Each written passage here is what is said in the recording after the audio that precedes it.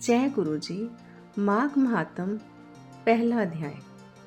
एक समय श्री सूत जी ने अपने गुरु श्री वेद व्यास जी से कहा कि हे गुरुदेव, मुझे आप माघ मास का महात्म कहिए, क्योंकि मैं आपका शिष्य हूँ। व्यास जी कहने लगे कि रघुवंश के राजा दिलीप एक समय यज्ञ के स्नान के पश्चात पैरों में जूते और सुंदर वस्त्र पहनकर शिकार की सामग्री से युक्त कवच और शोभायमान आभूषण पहने हुए अपने सिपाहियों से घिरे हुए जंगल में शिकार खेलने के लिए अपनी नगरी से बाहर निकले। उनके सिपाही जंगल में शिकार के लिए मृग, व्याघ्र, सिंह आदि जंतुओं की तलाश में इधर उधर फिरने लगे। उस वन में वनस्थली अत्यंत शोभा को प्राप्त हो रही थी। वन में कहीं वृक्षों पर मोर नाच रहे थे, कहीं कहीं मृगों के झुंड फिरते थे, कहीं गीदड़ अपना भयंकर शब्द कर रहे थे, कहीं गैंडों का समूह हाथियों के समान फिर रहा था, कहीं वृक्षों के कोटरों में बैठे हुए उल्लू अपना भयानक शब्द कर रहे थे, कहीं सिंहों के पद चिन्हों के साथ घायल मृगों के रक्त से भूमि लाल हो रही थी, कहीं दूध से भरी थनों वाली सुंदर भैंसें फिर रही थी, कहीं पर गंधित पुष्प हरी हरी लताएं वन की शोभा को बढ़ा रही थी, कहीं बड़े बड़े पेड़ खड़े थे तो कहीं पर उन पेड़ों पर बड़े बड़े अजगर और उनकी केंचुलियां भी पड़ी हुई थी। उसी समय राजा के सिपाहियों के बाजे की आवाज सुनकर एक मृग वन में से निकलकर भागने लगा और बड़ी बड़ी चौंकड़ियां भरता हुआ आगे बढ़ा। राजा ने उसके पीछे अपना घोड़ा दौड़ाया, परंतु मृग पूर्ण शक्ति से भागने लगा।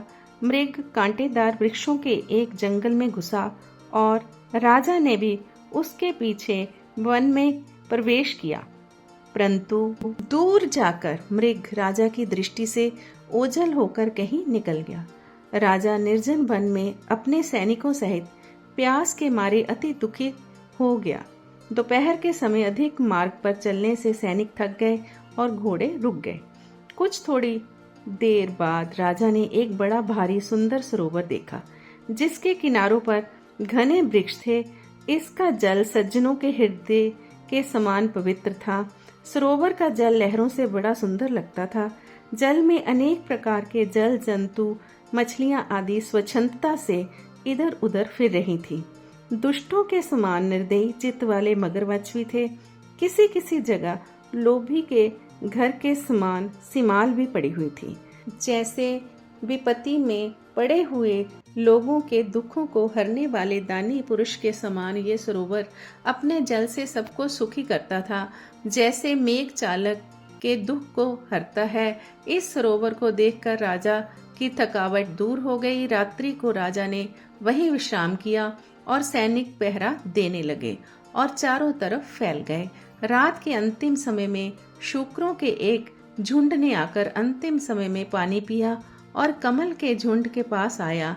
तब शिकारियों ने सावधान होकर शूकरों पर आक्रमण किया और उनको मारकर पृथ्वी पर गिरा दिया।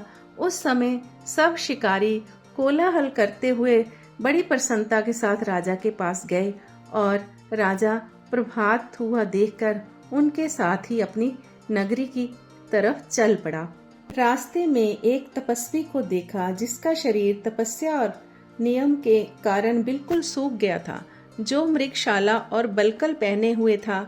राजा ने ऐसे घोर तपस्वी को देखकर बड़े आश्चर्य से उसको प्रणाम किया और हाथ जोड़कर खड़ा हो गया। तब तपस्वी ने राजा से कहा कि हे राजन, इस पुण्य शुभ माघ में इस सरोवर को छोड़कर तुम यहाँ से क्यों जाने की इच्छा करते हो? तब राजा कहने लगा कि महात्मन, मैं तो माघ मास में स्नान के फल को कुछ भी नहीं जानता। कृपा कर आप विस्तार पूर्वक मुझे इसके बारे में बतलाइए। बोल विष्णु भगवान की जय।